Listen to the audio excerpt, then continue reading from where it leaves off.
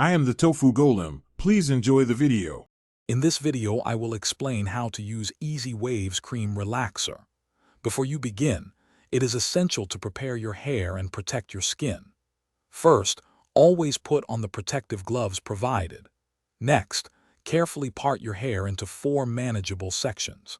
Finally, apply a generous amount of petroleum jelly around your hairline, ears, and nape to shield your skin from the relaxer.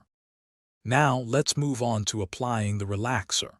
Remember to only apply the cream to your new growth or natural hair, completely avoiding your scalp and any hair that has been previously relaxed. Start at the back near your neckline and work your way forward, smoothing the product gently and evenly. Ensure thorough coverage without over-applying. Timing is crucial for effective and safe relaxing.